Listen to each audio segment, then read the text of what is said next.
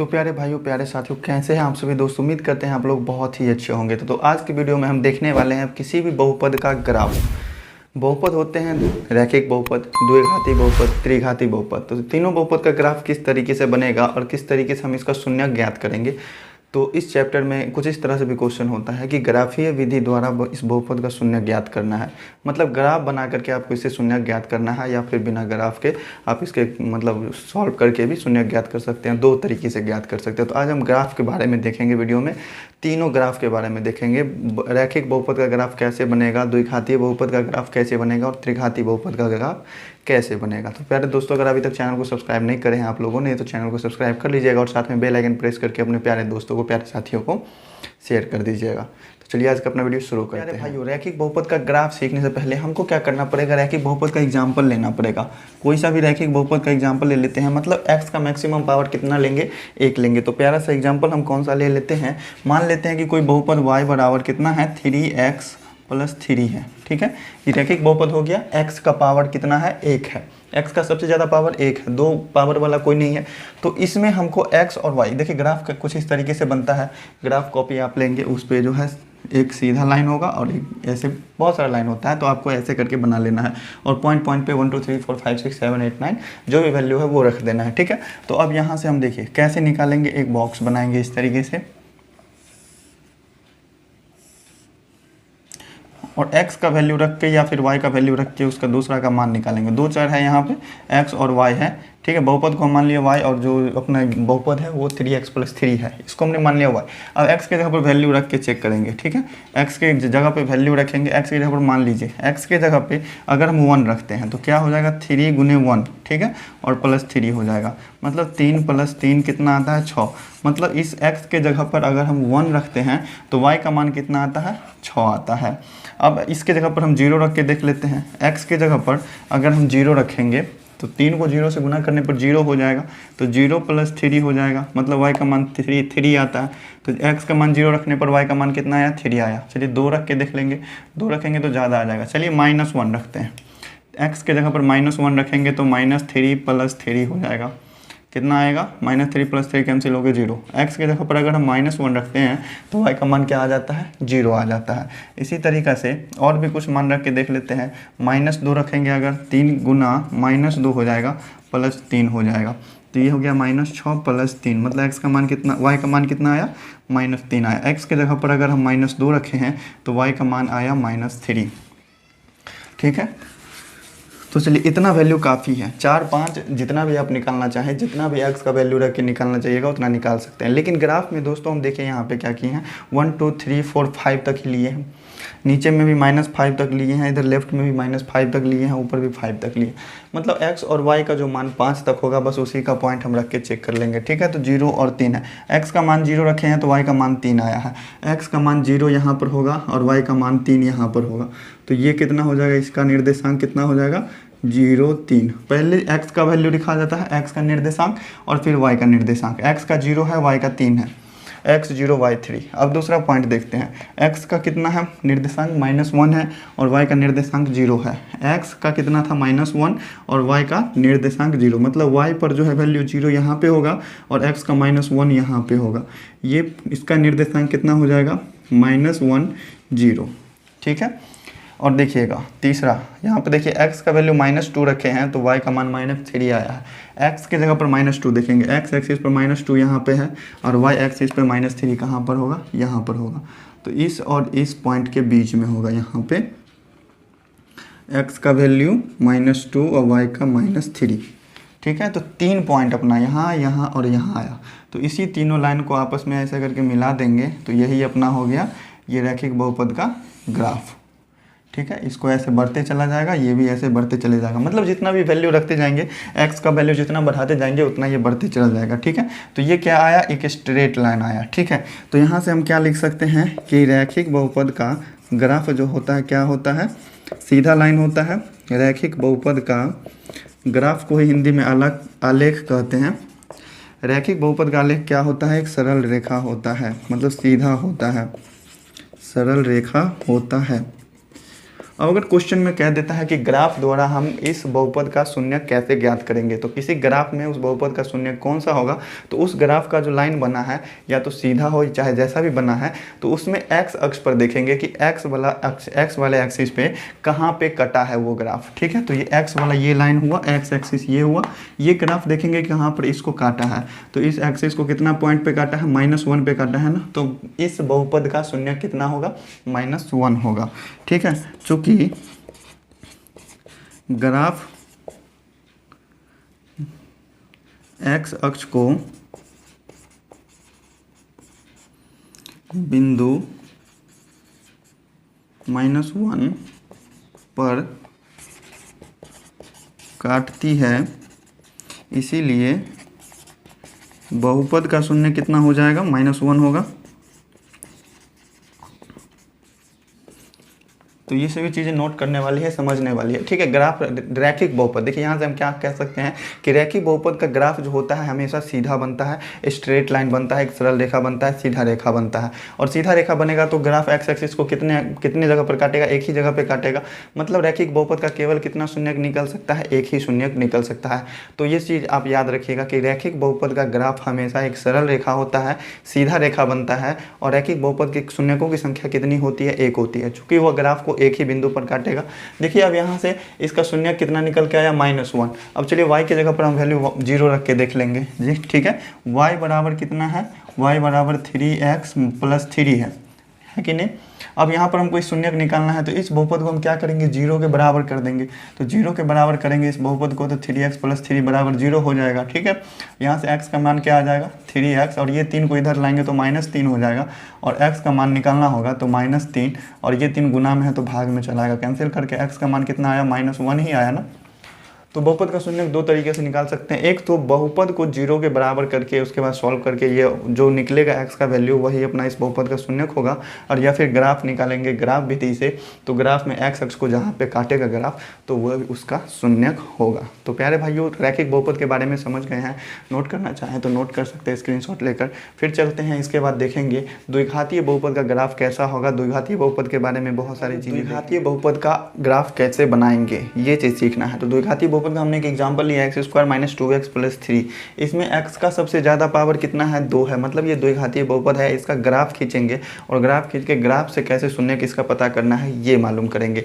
तो प्यारे भाइयों, ग्राफ खींचने से पहले इसमें जो चीज़ टर्म जरूरी है वो चीज़ हम देखेंगे। तो पहले किसी भी बहुपद का शून्यक है कि नहीं ये चेक करना होगा। ठीक है, तो इसके लिए पहले हमको d निकालना पड़ेगा। तो प्यारे भाइयों, बहुपद में आपको पता है x² का जो गुणांक रहेगा उसको a से सूचित करेंगे, तो यहाँ पर a का वैल्यू कितना हो जाएगा, 1 हो जाएगा। x का गुणांक जो रहेगा उसको b से, तो b कितना हो जाएगा, -2 हो जाएगा, और सबसे लास्ट वाला जो अचर पद रहता है उसको c से सूचित करते हैं, तो c कितना हो जाएगा, 3 हो जाएगा। ठीक है, गुणांक में हमने क्या बताया था कि उसका जो चिन्ह रहता है, गुणांक में जो अंक है उसका जो चिन्ह है वो भी साथ मिलेंगे। तो यहाँ x का गुणांक कुछ नहीं है, मतलब +1 है, तो a का मान 1 हो गया, और x का गुणांक में 2 है लेकिन माइनस में है, तो b बराबर हो जाएगा -2, c कितना हो जाएगा, c हो जाएगा 3। यहाँ से हम इसका निकालेंगे d बराबर क्या होता है, b² - 4ac होता है। ठीक है, तो b का स्क्वायर करेंगे, मतलब -2 का स्क्वायर, और में से घटाना होगा 4 गुना a गुना c। a का मान कितना है, 1, और c का मान है 3। ठीक है, -2 का स्क्वायर करेंगे तो 4 हो जाएगा, -4 का 4 4 3 12। ठीक है, मतलब कितना आया, -d, जो कि 0 से छोटा है। तो प्यारे भाइयों, ध्यान रखिएगा कि किसी भी द्विघात बहुपद का अगर d निकालते हैं, हम b² - 4ac निकालते हैं, वो अगर 0 से छोटा आता है, 0 से कम आता है, इसका मतलब क्या हुआ, इस द्विघातीय बहुपद का कोई भी शून्यक नहीं है। अगर d बराबर b² - 4ac सॉल्व करने पर ये अगर 0 के बराबर आ जाता है, इसका मतलब द्विघातीय बहुपद में जो दो शून्यक होगा दोनों सेम होगा, मतलब द्विघातीय बहुपद का एक ही शून्यक निकलेगा जो कि दोनों बराबर होगा। ठीक है, एक ही शून्यक निकलेगा। अगर d बराबर b² - 4ac, इसका वैल्यू अगर 0 से बड़ा आता है, 0 से बड़ा आता है, तो द्विघातीय बहुपद के दो शून्यक होंगे। ठीक है, तो यहाँ पर लिख लीजिएगा, चूँकि नोट में ऐसे करके लिख लीजिएगा कि अगर d जो है अगर 0 से छोटा आता है तो क्या होगा, कोई शून्यक नहीं होगा, कोई शून्यक नहीं। अगर d का वैल्यू 0 से बड़ा आता है तो दो शून्यक होंगे। ठीक है, अगर d बराबर 0 आ जाता है तो क्या हो जाएगा, समान शून्यक होंगे। तो ये चीज़ें हैं समझने वाली कि डी का वैल्यू 3 तरीके से आ सकता है, या तो 0 से छोटा आएगा, 0 के बराबर आएगा, या फिर 0 से बड़ा आएगा। 0 से छोटा आया तो कोई शून्यक नहीं, 0 के बराबर आया तो एक ही शून्यक निकलेगा, और 0 से बड़ा आया तो 2 शून्यक निकलेंगे ही निकलेंगे। तो ये चीज़ें थी नोट करने वाली, नोट कर लीजिएगा। फिर देखते हैं इसके आगे इसका ग्राफ कैसे बनेगा। मेन तो हमें देखना है कि ग्राफ कैसे बनेगा इसका, ठीक है। तो चलिए डी बराबर यहाँ पे क्या आ गया, वैल्यू छोटा आ गया, मतलब इसका क्या होगा, कोई शून्यक नहीं होगा। कोई शून्यक नहीं होगा तो क्या मतलब समझ रहे हैं, कोई शून्यक नहीं होगा इसका मतलब क्या हुआ, कोई शून्यक नहीं होगा इसका मतलब कि जो भी ग्राफ बनेगा वो एक्स अक्ष पर टच नहीं करेगा, एक्स अक्ष को नहीं काटेगा, ठीक है। मतलब एक्स अक्ष से ऊपर ही बनेगा या फिर एक्स अक्ष से नीचे ही बनेगा। तो चलिए देखेंगे अब कि क्या होता है, ठीक है। तो उसके लिए हमको ग्राफ बनाने के लिए मेन तो हमको ये ज़रूरी है, एक्स का वैल्यू रख करके वाई का मान निकालेंगे, और या फिर वाई का मान रख करके एक्स का मान निकालेंगे। तो इस तरीके से हम बॉक्स बनाते चल जाएंगे और एक्स वाई का मान रख के देखेंगे। तो एक्स और वाई हमने इस तरीके से रख लिया, और एक्स का जितना भी छोटा से छोटा मान होगा, छोटा से छोटा वैल्यू होगा, वही रख के आप चेक करना, फिर आपको पता चल जाएगा। क्योंकि ग्राफ में ज़्यादा अंक तक गए भी नहीं, इधर 15 तक गए, इधर 7 तक, इधर 5 तक ही आए, तो कम से कम अंक रखने का हम कोशिश करेंगे। तो चलिए एक्स का मान पहले 0 रख के चेक कर लेते हैं। इसमें अगर हम एक्स के जगह पर अगर 0 रखते हैं तो वाई का मान कितना आएगा, देखिएगा। एक्स के जगह पर अगर 0 रखते हैं तो 0 का स्क्वायर होगा -2 गुना 0 हो जाएगा +3 हो जाएगा, मतलब वाई का मान सिर्फ 3 बचने वाला है। तो एक्स के जगह पर अगर हम 0 रखे हैं तो वाई का मान 3 आया, ठीक है। अगर एक्स के जगह पर हम 1 रखते हैं, छोटा से छोटा अंक रखना है, अगर हम x की जगह पर 1 रखते हैं तो क्या होगा, 1 का स्क्वायर -2 गुने 1 हो जाएगा और +3 हो जाएगा। एक का स्क्वायर एक ही होता है, -2 +3 हो जाएगा। 3 और 1 4 हुआ, 4 में से 2 घटेंगे तो 2 बचेगा। मतलब x की जगह पर 1 रखने पर y का मान कितना आया, 2 आया, ठीक है। अब चलिए 2 रख के देख लेते हैं कि 2 रखने पर कितना वैल्यू आता है। तो x के जगह पर अगर 2 रखेंगे तो 2 का स्क्वायर 4 हो जाएगा, और -2 दूनी 4 होगा, +3 हो जाएगा। ये से ये कट गया, फिर 3 ही बचा। अगर x के जगह पर 2 रखते हैं तो y का मान 3 आता है, ठीक है। अब क्या करते हैं, 3 रख के देख लेते हैं, ठीक है। इस बहुपद में x के जगह पर 3 रख के मान चेक करते हैं। तो 3 का स्क्वायर कितना हो जाएगा, 9, और -2 गुना 3 हो जाएगा और +3 हो जाएगा। 9 - 6 +3 हो जाएगा, 9 3 12, 12 में से 6 गया तो 6, ठीक है। यहाँ पे आ जाएगा ये 6। x का वैल्यू अगर 1 रखे हैं तो 2 आया, 2 रखे हैं तो 3 आया, 3 रखे हैं तो 6 आया। अब चलिए माइनस वाला कोई अंक रख के देख लेते हैं। माइनस में भी छोटा वाला ही अंक लेंगे। x की जगह पर अगर हम -1 रखते हैं तो -1 का स्क्वायर हो जाएगा -2 गुने -1 और +3 हो जाएगा, ठीक है। -1 का स्क्वायर 1 ही होता है, और माइनस को गुना करेंगे तो प्लस हो जाएगा, 2 1 2 +3, 3 2 5 1 6 आया। -1 रखने पर y का मान कितना आया, 6 आया। इसी तरीके से -2 भी रखेंगे, -3 भी रखेंगे, जितना छोटा से छोटा अंक होगा वो रख के देख लेंगे। चलिए -2 रखते हैं। x के एक जगह पर -2 रखे तो ये -2 का स्क्वायर हो गया, -2 गुना -2 हो गया और +3, ठीक है। अच्छा, पर -2 का स्क्वायर कितना होगा, 4, और माइनस माइनस प्लस हो जाएगा, 2 दूनी 4 और +3, 4 4 8 8 3 11 हो गए। मतलब अगर x की जगह पर हमने रखा -2 तो y का मान कितना आया, 11 आया। इसी तरीके से और भी वैल्यू आप रख सकते हैं। चलिए एक और वैल्यू रख लेते हैं, -3 रख के देख लेते हैं, ठीक है। क्योंकि ज़्यादा बड़ा अंक तक जाना भी नहीं है। -3 रखेंगे तो -3 का क्या होगा, स्क्वायर हो जाएगा, और -2 गुना -3 +3 हो जाएगा। तो -3 का स्क्वायर कितना होगा, 9 होगा, और माइनस माइनस प्लस होगा, ये तो पता ही है। 3 दूना 6 और +3, 9 6 15, 3 कितना आ गया, 18 आ गया। 9 6 15 3 18 आ गया। तो -3 रखने पर इसका मान आया 18, ठीक है। चलिए अब यहाँ से बहुत सारा वैल्यू निकल के आ गया है सामने, इसको ग्राफ में रखते हैं और ग्राफ में रख करके देखेंगे कि कैसा ग्राफ बन रहा है अपना, ठीक है। तो x का वैल्यू 0 है तो y का मान 3 है। सभी निर्देशांक को लिखेंगे। x का वैल्यू देखिए इधर से, x का मान ये x एक्सिस पर 0 यहाँ पे है, तो y का मान क्या आया है, 3 आया है। तो y में y एक्सिस ये है y एक्सिस, तो y पे 3 यहाँ पे है, तो x का 0 और y का 3 यहाँ पे होगा 0 3, ठीक है। देखिए द्विघाती बहुपद का पहले ये देख ले, पहले यहाँ बिंदु रख लेते हैं, ठीक है। x का वैल्यू 1 रखने पर y का वैल्यू 2 है, x का वैल्यू 1 रखने पर y का वैल्यू 2 है, तो यहाँ पे आया 1। और x का मान 3 रखने पर y का मान 6 है। मतलब x एक्सिस में 3 और y में 6, यहाँ पे हर 3 और 6 का बिंदु कहाँ पे बनेगा, यहाँ पर बनेगा, 3 और 6 का ये रहा। उसके बाद -1, x का मान -1 तो y का मान 6, x के जगह x में -1 यहाँ पे है और y में 6 यहाँ पे है, तो इसका पॉइंट यहाँ पे बनेगा। x के जगह पे x एक्सिस पर -2 है तो y में कितना है 11 है, x पर -2 तो y में जाएंगे 11, यहाँ पर बनेगा x के -3 और y का 18, x का -3 और y का 18 यहाँ सबसे ऊपर में बनेगा, ठीक है। और x का 0 1 2 3 सब बन गया, ठीक है। तो देखिए इसका देखिए यहाँ पे एक और चीज़, किसी भी द्विघात बहुपद का शीर्ष बिंदु ज्ञात करना होगा। शीर्ष बिंदु क्या होता है कि ग्राफ कहाँ पर से घूमेगा, ग्राफ का शीर्ष कहाँ पे होगा। द्विघातीय बहुपद का ग्राफ जो होता है हमेशा कैसा बनता है, कटोरा टाइप बनता है, जिसको परवलय कहते हैं। चलिए इसको पहले मिलाते हैं। इस तरीके से हमने मिलाया, फिर यहाँ मिलाए, फिर यहाँ मिलाए, फिर यहाँ, इस तरीके से ये बढ़ता हुआ चला जाएगा, ठीक है। इसका शीर्ष बिंदु जैसे निकालना होगा, तो शीर्ष बिंदु क्या होता है -b/2a और कोमा -d/4a। इस फॉर्मूले से इसका शीर्ष बिंदु निकलता है कि ग्राफ किस बिंदु पर से मुड़ेगा द्विघातीय बहुपद का, ये पता चल जाएगा, ठीक है।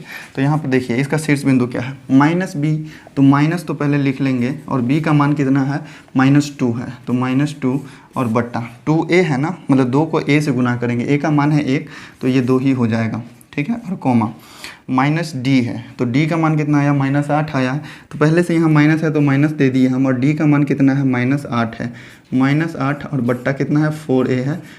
तो यही शीर्ष बिंदु जो अपना निर्देशांक निकल के आएगा, माइनस माइनस प्लस +2 हो जाएगा और 2 से 2 कट जाएंगे, मतलब यहाँ पे बचेगा 1, माइनस माइनस प्लस हो जाएगा, +8/4 हो जाएगा, 4 दूनी 8 कट जाएगा, मतलब यहाँ पे हो गया 2। x का वैल्यू 1 और y का वैल्यू 2, यही होगा अपना शीर्ष बिंदु। x का मान 1 और y का मान 2, ये जो बिंदु है यही अपना शीर्ष बिंदु है। और देखिए यहाँ पर से ग्राफ जो है मुड़ के गया हुआ है ऊपर, तो पहले आपको ये चेक कर लेना है कि इसका शीर्ष बिंदु क्या है, मतलब ग्राफ कहाँ पर से घूमेगा। तो द्विघातीय बहुपद का ग्राफ जो होगा हमेशा कटोरा आकार का बनेगा, या तो सीधा कटोरा होगा या तो उल्टा कटोरा होगा, या तो ऊपर की तरफ होगा या तो नीचे की तरफ होगा। कब होगा ऊपर की तरफ और कब होगा नीचे की तरफ, इन चीज़ों को भी समझेंगे। तो चलिए देख लेते हैं आगे की। दूसरा एग्जाम्पल हमने लिया द्विघात बहुपद का ही, y = 4 - x², ठीक है। तो देखिए इसका ग्राफ, इसका शून्यक निकालने के लिए आपको बिल्कुल ही नॉर्मल तरीके से 0 के बराबर कीजिएगा, आराम से इसका शून्यक निकल जाएगा। y के जगह पर 0 रखेंगे, मतलब y के जगह पर अगर 0 रखते हैं तो क्या हो जाएगा 4 - x²।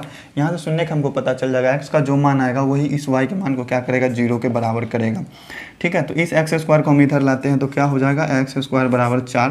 तो यहाँ से x का मान क्या आया √4, ठीक है। रूट के अंदर से निकलेगा तो +-2 निकल जाएगा, मतलब प्लस में भी 2 रहेगा तो भी x का मान, इस बहुपद का मान 0 हो जाएगा। अगर x के जगह पर -2 भी रखेंगे तो भी इस बहुपद y का मान 0 हो जाएगा। मतलब इस बहुपद का कितना शून्यक निकल के आया 2 शून्यक, ठीक है।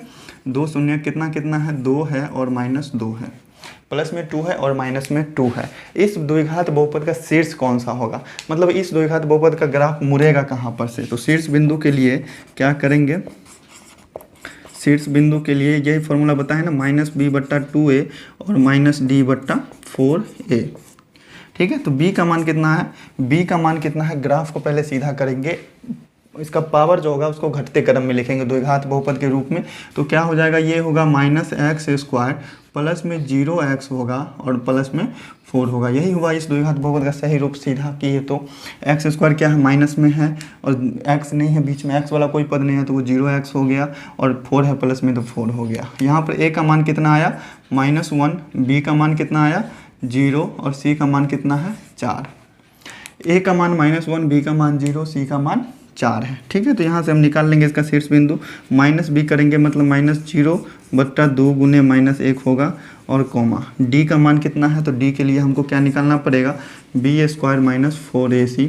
b का स्क्वायर करेंगे तो 0 का स्क्वायर -4 गुने a गुने c होता है, तो a का मान -1 और c का मान 4, कितना हो गया 0 - 4 चौका 16 +16 हो जाएगा, माइनस माइनस प्लस, मतलब कितना d का मान कितना आया है 16 आया है। तो यहाँ पे हम -16 और बट्टा 4 गुने कितना हो जाएगा -1, ये हुआ अपना शीर्ष बिंदु, ठीक है।